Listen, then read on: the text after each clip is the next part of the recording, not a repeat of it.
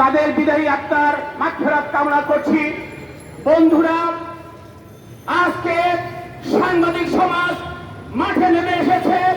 এই পরিস্থিতিতে সাংবাদিকরা ঘরে বসে থাকতে পারে না। বন্ধুরা, আমার সাগর হত্যার বিচার হয়নি।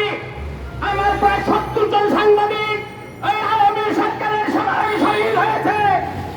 একটি সাংবাদিক হত্যার বিচার হয়নি। বন্ধুরা, আমাদেরকে আজকে প্রতিপক্ষ হিসাবে দাঁড় করিয়েছে। আমাদের দেওয়ালে পিঠ থেকে গেছে। বন্ধুরা, আপনারা দেখেছেন আজকে সাধারণ সাংবাদিকরা গতকাল কাউরান বাজারে সমাবেশ করেছে।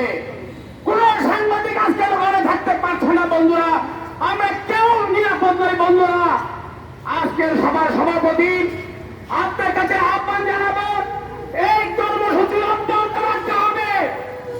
আমরা সাধারণ ছাত্রদের পক্ষে আছি, তাদের আন্দোলনের সাথে আছি।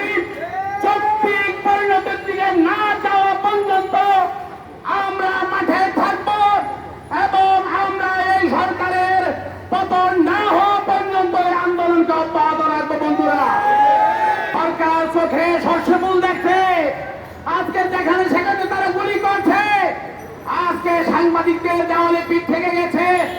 অতএব এই সাংবাদিক নেতৃবৃন্দের কাছে আহ্বান জানাচ্ছি, আপনারা দুর্বিবাদ এবং আপনারা কঠোর শক্ত আন্দোলন করে তুলুন এবং অন্যান্য সাংবাদিক সংগঠনের কাছে আহ্বান জানাবো, আপনারা সকলে ঐক্যবদ্ধভাবে রাস্তায় নামুন এবং ছাত্রদের পাশে দাঁড়ান এবং এই সরকারের পতন না হওয়া পর্যন্ত আমরা মাঠে থাকবো। সেই